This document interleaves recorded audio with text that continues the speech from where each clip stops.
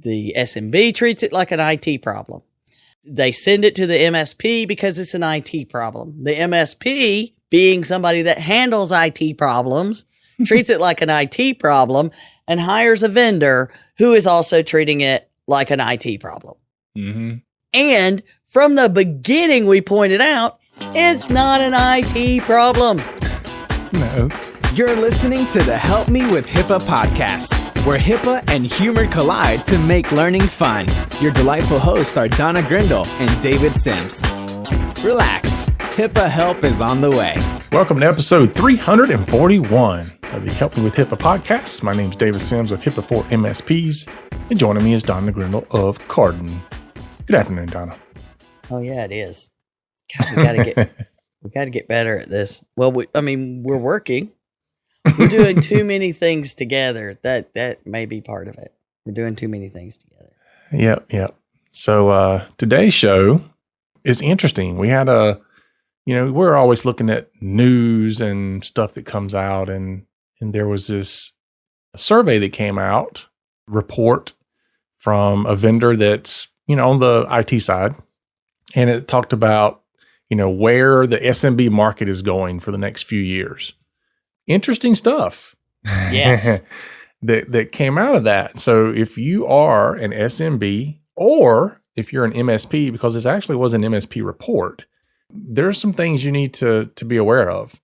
There's some, shall we say, challenges in the SMB market that this identified.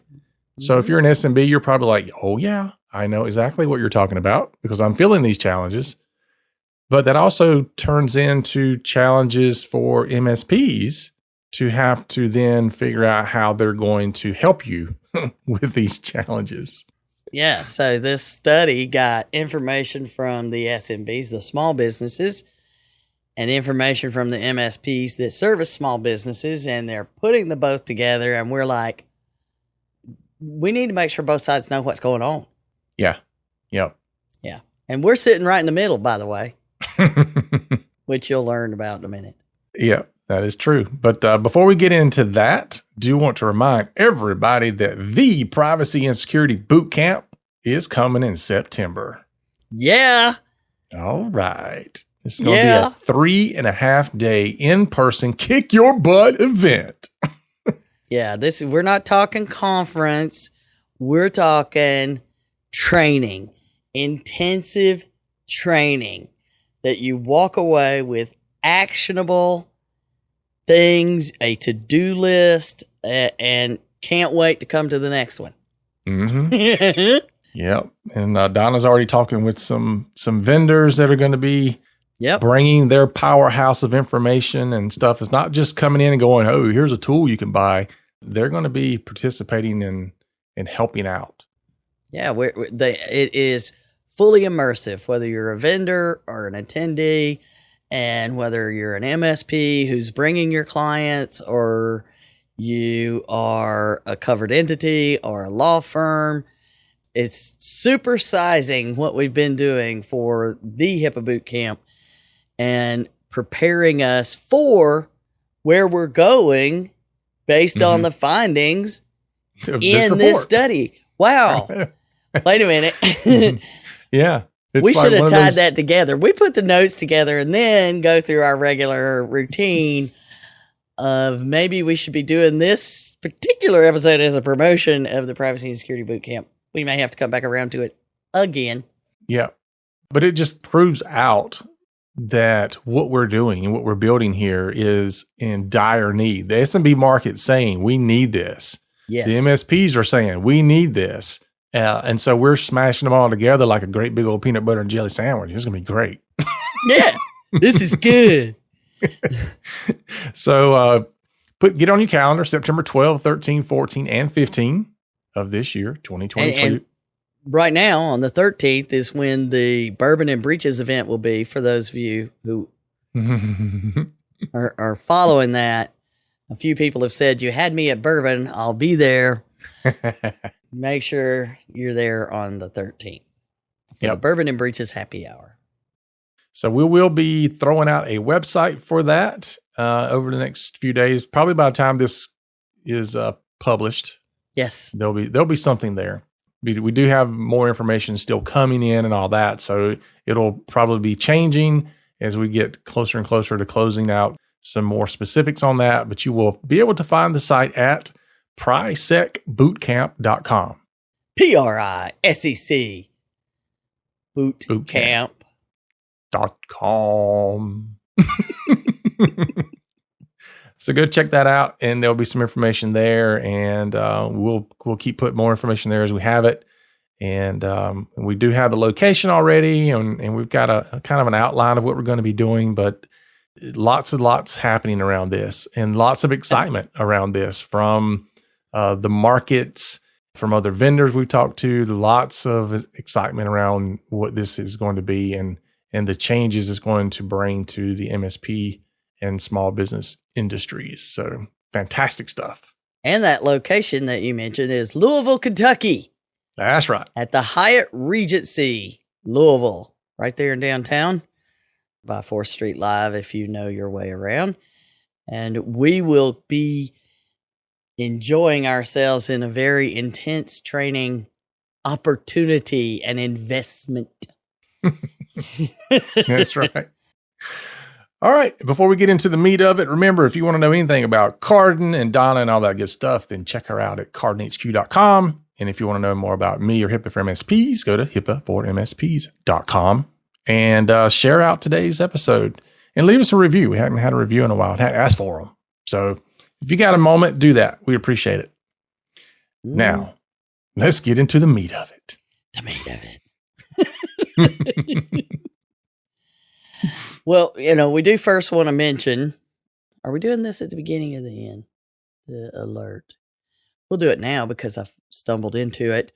CISA, who we follow because they do share cybersecurity things, being the Cybersecurity and Infrastructure Security Agency. They did publish that cybersecurity measures that every business, regardless of sector or size, in fact, every organization, regardless of sector or size, should implement cybersecurity measures now to protect against critical threats. Mm-hmm. And they're detecting, we have to remember we are connected to the world. And in the world, we've got a little bit of stuff going on over in the Ukraine. If you're not paying attention, I don't know if you've heard this or not, but this is where they arrest hackers. They recently arrested the ReEvil gang, supposedly there in Ukraine, still yet to be known if it's truly it. So there's stuff going on over there where the hackers are, and they are motivated to disturb things in the United States for many reasons. So we'll have a link to this. It has a great list of stuff and pretty much all the things that we've covered many times before, but it is important to share it out and send it out with others. Yep. Which brings us to our topic for the day that basically reiterates that need is everywhere. This is true. So there's a report that came out called the 2022 MSP Industry Report, but don't let it fool you. And this came out from ConnectWise, by the way, but don't let it fool you. This is not just for MSPs to gain some insights on. And what they did is they looked at small and medium-sized businesses, and they looked at MSPs, and they started asking these questions. And the questions were around, what are you planning on doing in your business? And where are your challenges? And what are you planning on focus on for the next few years? And it goes to it's supposed to cover till 2026. So we're not talking about this year. We're talking about not just now, but your long-term plan. Yeah, which is fantastic, because when you start looking at something like compliance, for example, if anybody who's been through a successful creation of a privacy and security program knows you're not going to do it in a few months. No. It takes a while. Yeah. Which always blows my mind when these vendors come in and tell you that they can have you ready for HIPAA and all this other stuff in 90 days. You just, okay, whatever. I can have you proving that you are making a concerted effort and on the right track in 90 days. Yeah. So we look at this, and as we start looking at the data, it's there's some things that floated to the top that were very interesting. Some of it was telling in that we've been right all along. That's your favorite part. I know it is. And some of the other data is like, I don't know that they even realize what they're saying here. Yeah, there was this one where we're both like, is it just me? No. Well, what really caught my attention, and we'll get into the deeper details of this, but what kind of spurred the entire conversation between Don and I is that part of the research showed that compliance was something that small businesses they found it challenging. Okay, I get that. Perfect. Yes, absolutely. Great. But then there was another piece of the report that said that they want to outsource all this stuff. And the people that they're leaving this in the hands of within the organization is not somebody who's specialized in compliance or who understands what they're doing. They're leaving it most of the time on senior leadership, which you and I both know, left to senior leadership, it ain't going to get done because this is not something that most of them are going to. Yeah. They're not going to focus on it. I mean, I know I'm senior leadership in my company, and most of the time I'm focused on what am I doing to move the needle on the organization, typically with revenue and other types of goals like that. I'm not really looking at compliance, in senior leadership. I have to pass that down to somebody else who's got more time to deal with that. Mm-hmm. And that's what we see in small businesses. The problem becomes, number one, do they have somebody? Most of the time not. But they then look at, well, who's best suited to do this? And that's where they throw this back on MSPs, which is a fantastic opportunity, but also it's very scary when you know what we know. You're absolutely right. Oh my God. So let's get into some of that and why this is a great opportunity, a great challenge, and very scary for everybody involved. So this report really, there's some really good information and then there's some confusing information, but overall, I found it helpful. We'll have a link to the ConnectWise space for you to let them harvest your info, and you can see it yourself if you want. There's a lot more to it. We're going to hit 4 of our, what we can't decide to call it. Yeah. Our 4 points of interest real quick here. Number 1, and this was huge for us to just when, you start at the beginning, everyone needs to deal with the same cybersecurity attacks. Mm-hmm.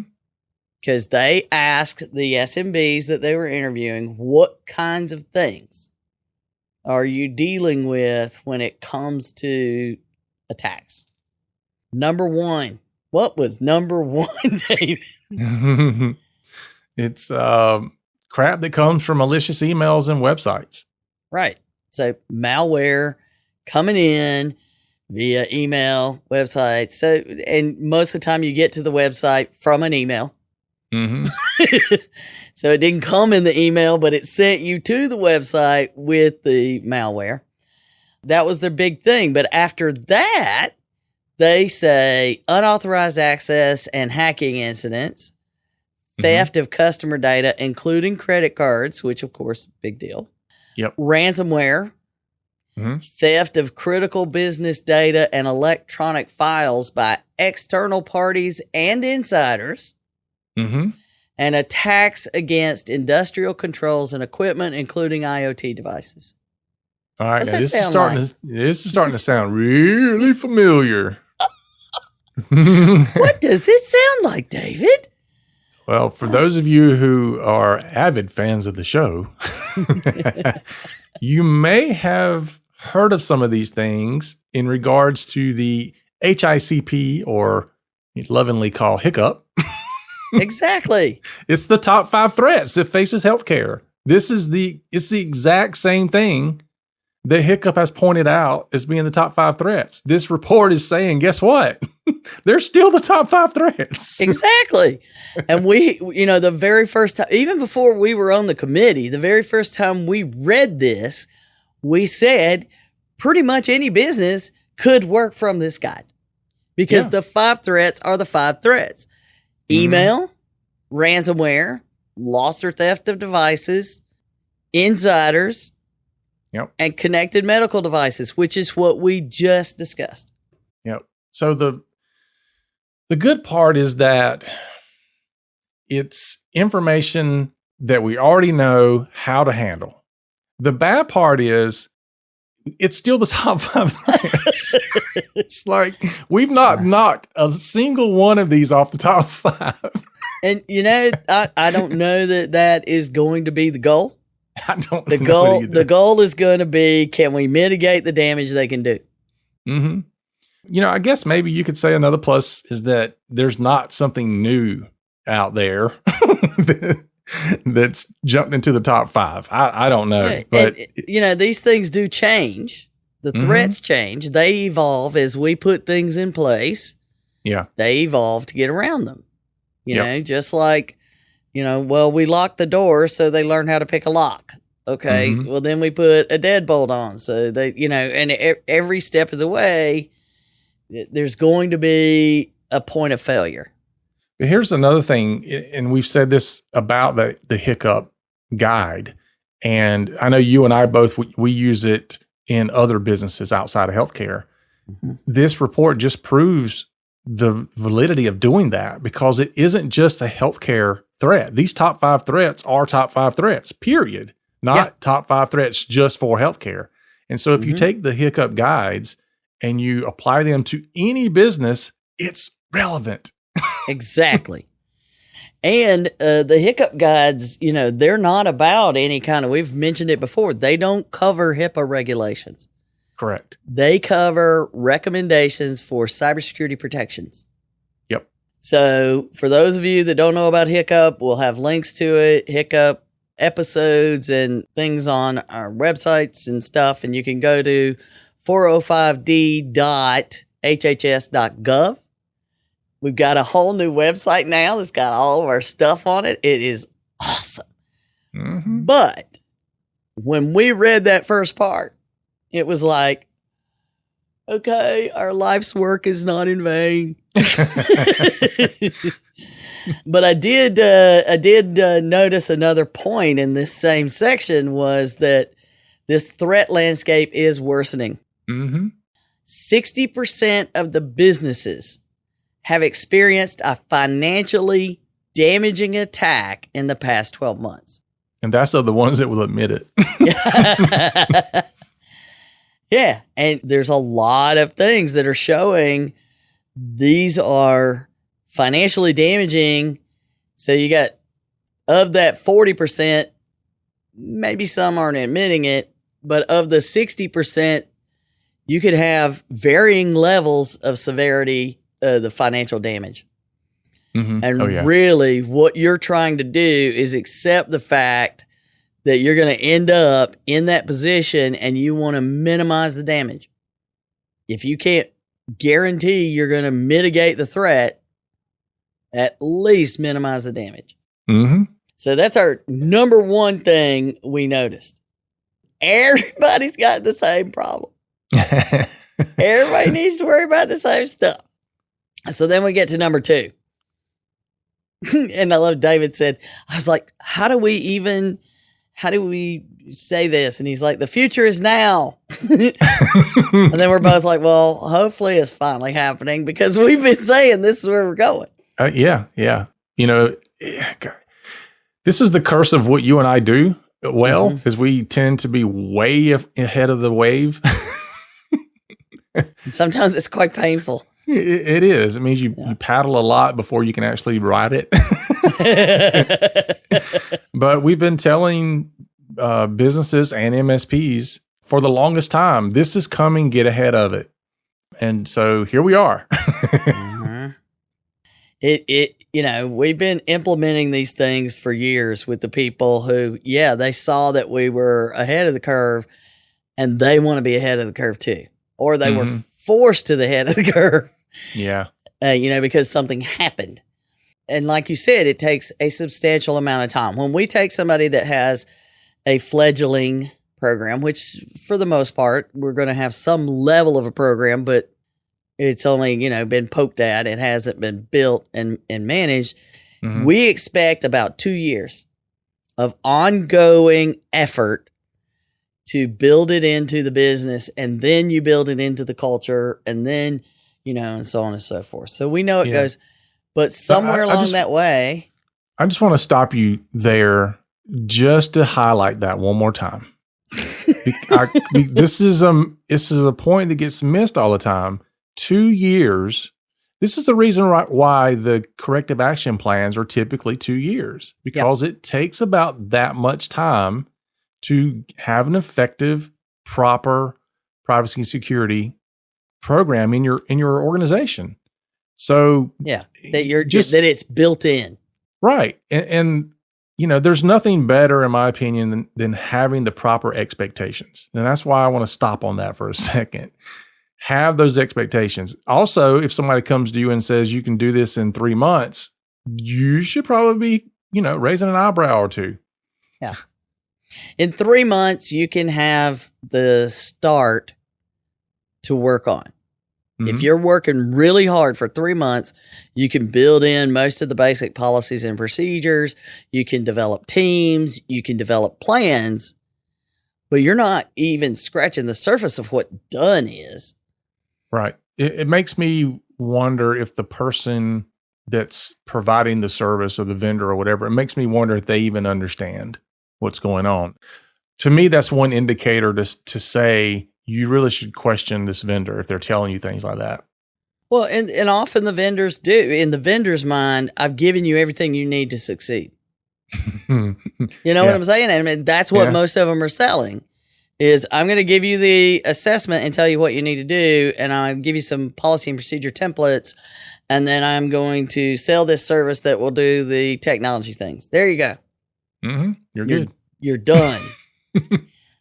and therein lies the problem. And that's very different than what we do. Is if you have a plan, we'll help you build the plan, and we'll help you work the plan. And the bigger part of what we do is the training and the tools to help you work the plan. And most vendors aren't doing that. And that's the big reason that we're building the privacy and security boot camp. Is the tools you need to work the plan are what changes. The knowledge you need and the skills you need. That's what this is about. So most of the people, as you said, going through those first 2 years, they say, I have no idea how people do this without your help. Right. Because they thought they were doing everything they were supposed to do. But as we know, and as we will continue to say throughout this discussion, you don't know what you don't know. I mean, looking at, if you just listen to our conversations and how much our level of knowledge changed in the last 6 years. The things we talk about, the topics are generally the same. They solidified, I think, in 2016. But for the most part, you don't know what you don't know. And I always assume there's something I don't know and I need to go figure it out. Yep. Well, I was pleasantly surprised to read that the small business market or small medium business market, whichever you want to call it. The reason I say small business is because most of the people that responded to this survey by a large margin were small businesses, not medium. And so let's just call it what it is. They're small businesses. But most of them are looking. Same with the MSPs too.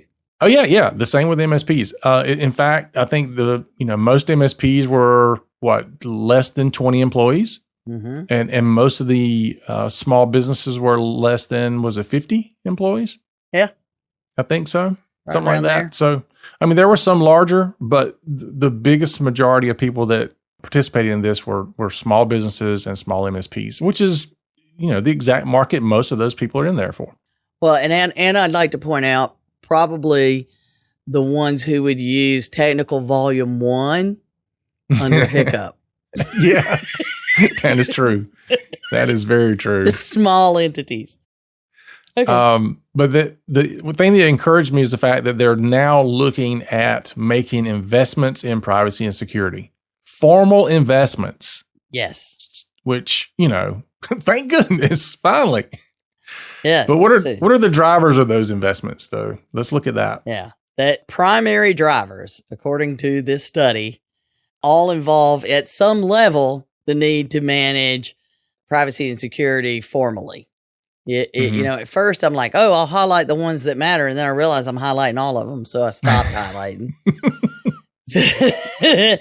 So, and you could check more than one. So don't look for something that's, and then they just took the top 6. Safeguarding company data, communications, and intellectual property. Mm-hmm. We always say that is what you're supposed to be doing, whether you're following HICCUP or HIPAA or NIST or anything. It's about protecting the valuable data and information in your company. Mm-hmm. So that is a driver. Hallelujah. For those of you that are fans of Shangela, and if you're not, you need to look that up. But guaranteeing customers' privacy and financial data. Mm-hmm. Oh, yeah. Compliance with regulatory and legal requirements. Mm-hmm. Growth of mobile users and connectivity to the corporate network. Mm-hmm. Protecting physical assets and infrastructure. And digitalization of company business processes. Every single one of those should be included in your privacy and security program. I don't think a single one could be skipped. Nope. So these are the primary drivers of investment. But they're seeing it the right way. Now, and this is, I didn't ask you this before, but your opinion of when you look at this list and we see, and I did them in order by priority as far as who said this was a priority. Right. So we got 43% that say safeguarding the company data. Mm-hmm. Number 2 is actually guaranteeing they're going to protect the stuff that they're getting from their consumers, their clients, their customers, whatever. Mm-hmm. And then number 3, compliance with regulatory and legal requirements. Okay. Do they see when we talk about a privacy and security program that 1 and 2 are part of that, or do they jump right to 3? Yeah, no, they don't see that. Because if you do 1 and 2, 3 happens. Yeah. Yeah. So they think that when we say, This is why we tell people don't focus on compliance. Focus on privacy and security. Compliance will follow. Yeah, exactly. I think I was just in on a conversation that William Price, our friend who's been on the podcast, he was posing that on LinkedIn, asking that question. And I said, we always say privacy and security should be the focus, and compliance is just the proof you're doing the bare minimum. Yeah. If you focus on compliance, and this is what a lot of people have done in the past, and I don't know that they realize the error of their ways yet, but when you focus on compliance, you don't necessarily get privacy and security. But it sounds like you do. Like, oh, I'm compliant. You're compliant, but you're still not taking the necessary steps to ensure privacy and security, because you can have a lot of other factors around, protecting that data that compliance isn't looking at.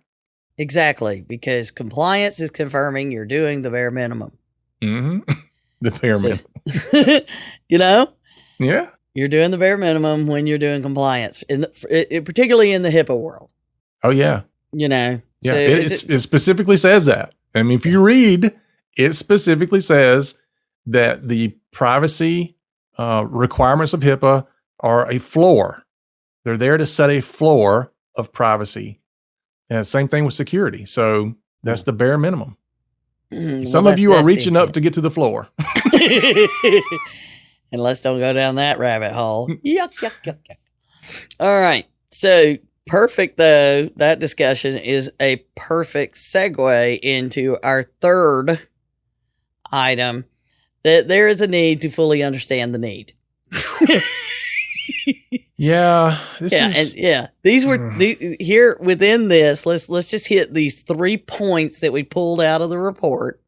Okay. That these 3 points out of the report that were featured sections will clearly identify there's a need to understand the need. Yeah. First, cybersecurity confusion. Many SMBs need help navigating cybersecurity technology options. Over 40% report having difficulty understanding cybersecurity and knowing what solutions to implement and how. Mm-hmm. Yes. And I blame this on MSPs. Yeah, I do too.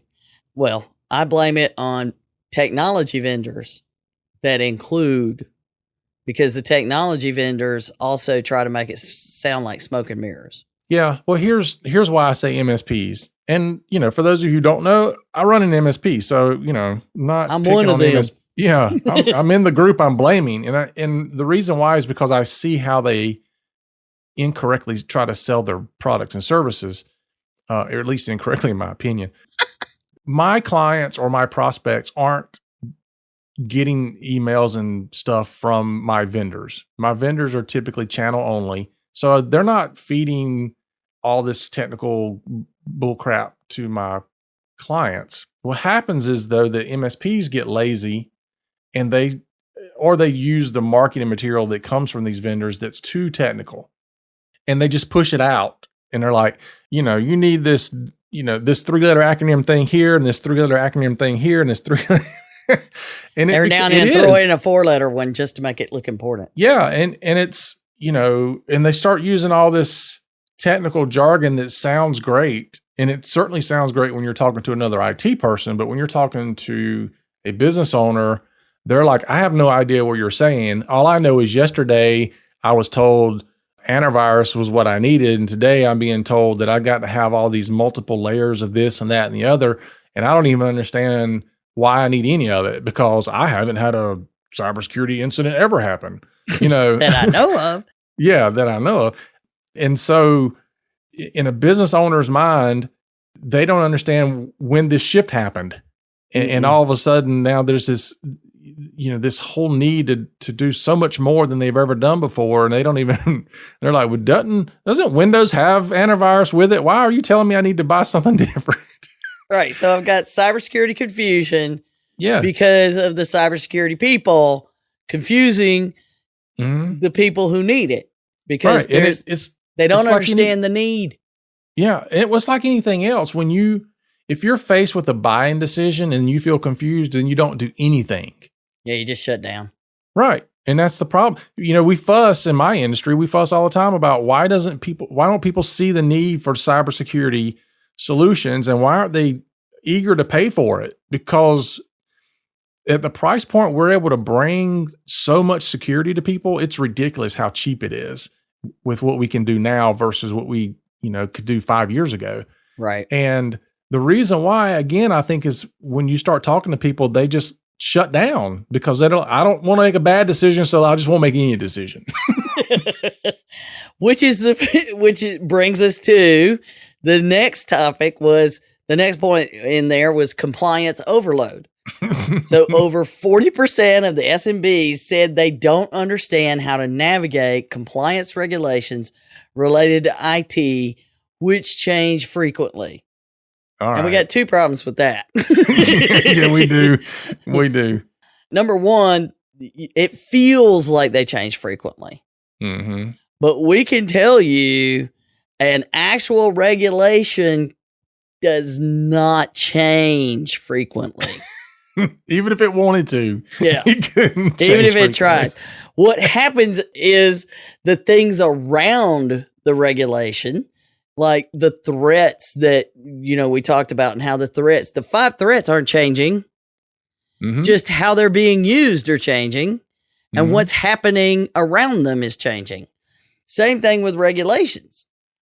For the most part, a regulation, which means it is regulated by an authority. Mm-hmm. I mean, we can do, just the two of us struggle sometimes to decide on what to put in a document, but we can get there fairly quickly. Mm-hmm. You multiply that by about 500, because that's how many people have to be involved in a regulation. Yep. An actual change. No, it just feels like that. So then you go on to the other part about how to navigate it, because they don't understand how to navigate it because it's what you just talked about. They've shut down from the other stuff, right? Yeah. Well, they come to, let's say, for example, they come to my MSP and they say, we have compliance concerns.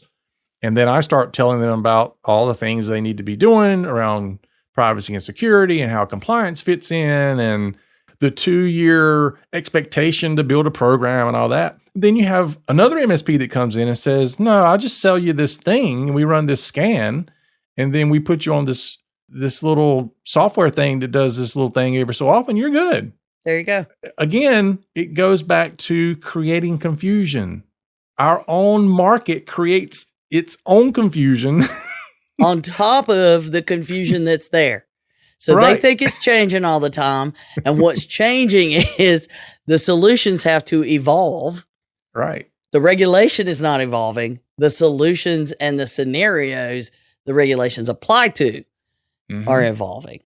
Yeah. And there's so many people out there that they don't know enough to speak accurately about things. Let's just say HIPAA, because you and I both see it all the time, where somebody can speak with such authority and know absolutely nothing about something. It's crazy. And sometimes, and I'll be honest with you, there's sometimes where I see people who talk and they know just enough to be truthful about some things, and then they're not, I wouldn't say they're not truthful, they just don't know, or they think they know. And so you hear something that's accurate and then followed by something inaccurate. I know the difference, but most people won't. Right. And so they just run with it. We talked before about the guy who was arguing with me about when it was required to report a data breach, if involving PHI. Yeah. I honestly, you're not going to convince me that he was malicious in his knowledge. He was not malicious in stating what he believed. Right, what he believed. He's not out there trying to mislead people. But it did shock me how far I had to go to change his mind. And even then, I could tell he wasn't sure. Even though I pointed it out with such detail in multiple ways that he's wrong in how he's looking at this. And that's a big issue. That's a big issue. Get back to why regulations aren't really changing. Right. Because there you go. Yeah. And so I think the understanding of some of this is changing to where people are hearing one thing, 1 year, and the next time they hear something different. The regulation didn't change. It's just finally some people are waking up and really learning it for themselves instead of through some third party that's, trying to turn a dollar and give you a certificate to put on your website. Well, and we also have the threats, so if you look at how ransomware's changed from 2016 to now, so 6 years, even just in the last 2, if you look at how ransomware has changed in the last 2 years, what I told you 2 years ago was absolutely true then. Yeah. But you know what? I didn't know what I was about to learn. Yeah. I know. I love it whenever I go to a client and I tell them about a service or whatever, and they'll say, well, didn't you tell us a couple of years ago we didn't need that? I'm like, yeah, you didn't need that a couple of years ago. And you do need it now. Yeah. And sometimes it evolves so quickly that, when you look at things like when a vulnerability comes up and it's found, a huge 0 day, or an active attack is going on, like when, the Kaseya attack was happening and they're trying to shut it down. Everything evolves and changes so quickly, you end up with all this different information. Yep. And that's one of the things we try often to wait until it settles down to discuss it so that we can see, that's the nature. There's a reason I have a computer science degree because I had a mentor at one time told me that when it came to dealing with development and just computers in general, it's part science and part art. You have to have the science part to be analytical and to say, I have this theory that this is what is wrong. Now let me test it out. Or I have this theory that this thing will work if I do this. If I just put this one little screw in here and tighten it, then I test it out, and that's scientific.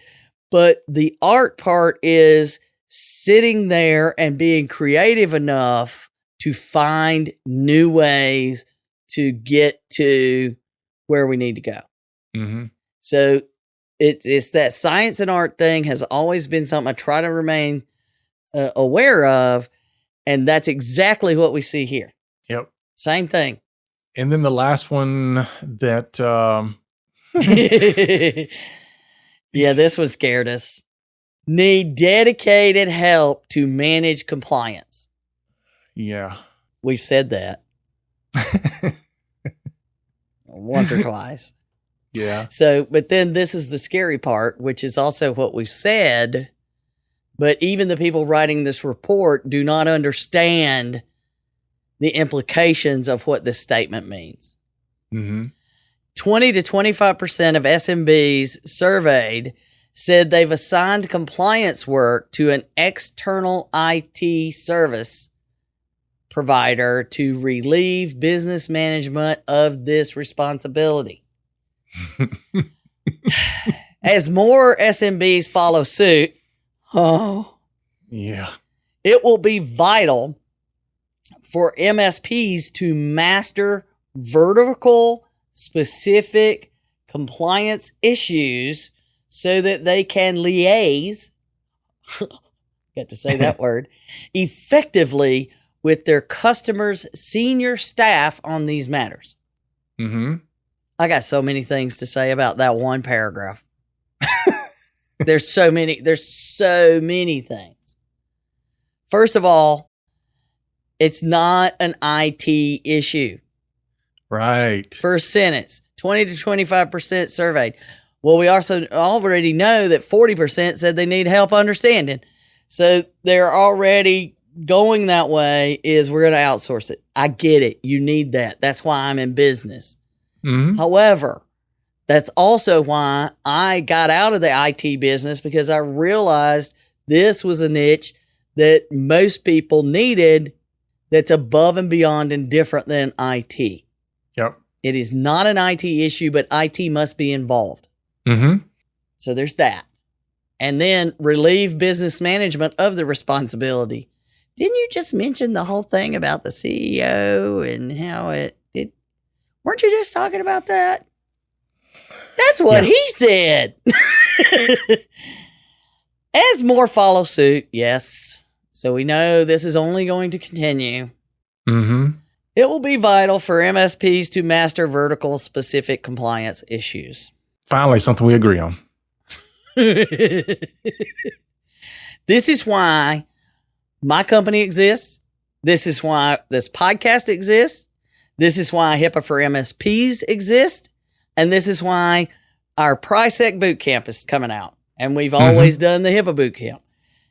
They need to master this and not assume they know. Yeah. Well, the other thing that's shocking on this is that a lot of MSPs are also looking at how they can outsource this stuff. And so, you've got the small business clients coming in, they're confused, they're overloaded, they're trying to figure out how to deal with compliance. They're trying to give it to MSPs. And then at the same time, MSPs are going, okay, how can I outsource this? But at the same time, I want to make money on this opportunity. And it just becomes dangerous. This is where at the beginning of the show I was saying, this is some great stuff, but it's some dangerous stuff as well. Scary. Very scary. Yeah. Because what you're talking about right there is everybody's just treating this like the SMB treats it like an IT problem. They send it to the MSP because it's an IT problem. The MSP, being somebody that handles IT problems, treats it like an IT problem and hires a vendor who is also treating it like an IT problem. Mm-hmm. And from the beginning, we pointed out, it's not an IT problem. No. I mean, we're just now getting to the point where we're preaching and people are starting to understand cybersecurity is not an IT issue. Compliance is even more so not an IT issue. Exactly. Yeah. So first of all, we're doing something at IT and hiring people, treating it like an IT problem when it's not an IT problem. Secondly, we're trying to remove the business management of the responsibility completely, which we shouldn't. We also have the MSPs thinking they are going to master this compliance issue, which is also not an IT problem. Right. And then the last bit is the scariest part of all. Liaise effectively with the customer senior staff on these matters. So we go back to the beginning of the people who thought it was an IT problem in the first place. So it's a big circle that unless somebody in there figures out, you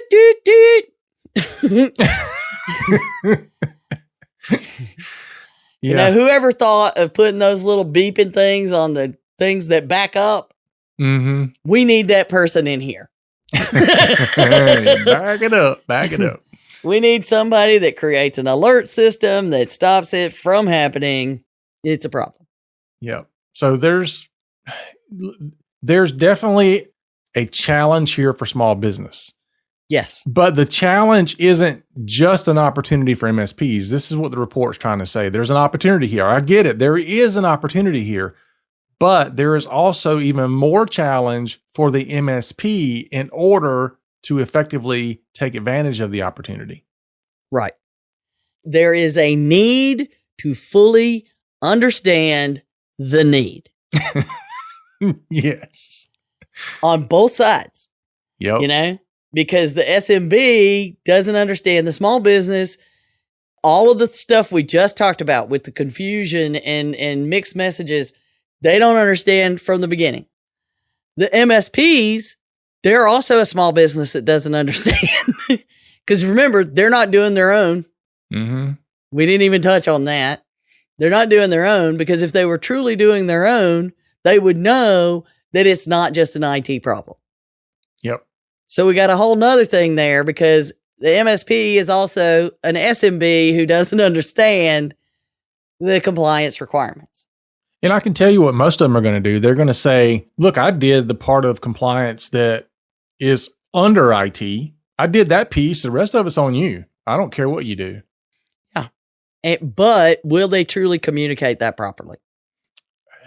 You know, even if they did, we both know what somebody says and what the other person hears are not the same. Yes. You can't even have a conversation with the client to say, these are the services we're providing, because 6 months from now, they'll be like, what do you mean you aren't backing up every computer in an organization? Yeah, you've been there. Yeah. And I'm like, at what point did anybody ever say you were having every computer backed up? This is why you have to have it in writing in a contract. You have to do a video about it, a presentation about it. There needs to be a cartoon. There needs to be some posters. I mean, so, you know, it's the same old thing we always start with. Yeah. I go to a client and I say, do you have a disaster recovery plan? And their answer is, IT takes care of the backup. And I'm like, just yesterday, I had somebody call me. Fortunately, they're not our client. We do provide some services for them, but they're not fully our client. And they said they were doing a cybersecurity insurance assessment thing. And they said, one of them was, do you have a security incident response plan? And he said, oh, we just call IT. That's it, right? I said, yeah, that's not what they're looking for. But yet, but that's what people think. IT's got it. IT handles it. Oh, yeah. The number of times that I'll get somebody will be doing an assessment evaluating the program because, they've got it. And we'll ask for the incident response plan. And I've gotten things that range from, first the answer is yes. And then I ask for, okay, show me the plan. And then what happens is I've gotten details about how to evacuate during a fire. That was the plan. That was it. That was all I was given. I've gotten a policy out of a template that says we're going to have a plan. And then the plan is call IT. Here's the phone number. And then I've had the ones where these are all the people. Also, all the normal people that are involved in, stuff, they're going to handle it. That's the plan. Nothing further. So yeah, that's where we are. So that being said, we know there's a need to fully understand the need on both sides and prepare for it and handle it properly. So we know this is where we're going, which is another reason. This is all small business now, getting back to that point. It's another reason that we're doing everything we're doing. Mm-hmm. And we're giving it away for free as much as we can. Yeah. We just got, I don't like to, I don't need a yacht by any means. I mean, be nice, but not what I'm in it for. Just trying to pay for the Jeep. Just trying to pay for the Jeep. I might want a nicer Jeep. It's just a Jeep. And I do care occasionally about spending a little extra cash on some brown water. And, which brings us to our fourth observation. Maybe that's what it is. 4 observations for SMBs and MSPs. All right. Both of them, both SMBs and MSPs, must begin to make certain that there is a budget and a plan in their businesses, both their businesses, for cybersecurity, technology, and managing the privacy and security requirements for the business's sake. Remember, the financial losses and compliance. Mm-hmm. And so what do we call those evaluations and plans? Security risk assessments, risk management plans. Security risk analysis. Mm-hmm. Yeah. Risk management plan. Oh, wait. That is in the bare minimum of HIPAA. Mm-hmm. They're included in really the requirements of NIST and hiccup recommendations in very general terms, not using all of those technical terms. Yeah. Well, it's anything. Anything you do has to start with assessing and then looking at creating a plan. So, well, if you want to be successful at it. Yeah. So you gotta look at it. And all of this stuff is talking about the challenges around privacy and security. Don't forget that. I know compliance gets thrown in there. To put compliance on the back burner for right now, we're talking privacy and security. If you focus on proper privacy and security for the organization, compliance falls in place. Along with all the other stuff that you're worried about impacting you, you include that in the privacy and security plans. So immediately you have a plan. Mm-hmm. It gets back to, I'm going to build a house. So bring me everything I need to build a house and put it in a pile. Yeah. But also for you MSPs, and I know who you are because I see you on Facebook, who say compliance is nothing but a bunch of paperwork. Remember, compliance is there to prove your privacy and security program. Okay. Not just, let's just create a bunch of paperwork. Yeah. I just explained that to some technical people this week when I asked for, I was looking for documentation on what had been accomplished on a mutual client's risk management plan. And I got back completed. And I asked for more detail. And then I get the detail of all the tasks. I'm like, no. This is a document that you will consider this. If you do this document correctly and this client needs it in court in 5 years, you won't be sitting on the stand trying to explain your answers. Right. Nobody wants to be on the stand in court explaining your answers. That's what this document is about, is proving you did your job today for 5 or 6 years from now. So there you have it. That's all I have to say about that. I think that is enough. All right, folks, we're going to wrap it up. Thanks for listening to our show today. If you liked our show today, then please share it out on your favorite social media site and leave us a review. We would appreciate that. And remember, for Donna and myself, that HIPAA is not about compliance. It's about patient care. You've been listening to the Help Me with HIPAA podcast, hosted by Donna Grindle and David Sims. The show created to help you with HIPAA. For more information or to ask us a question, visit our website at helpmewithhipaa.com. Neither Donna Grindle or David Sims are attorneys, and they do not offer binding legal advice concerning regulatory compliance.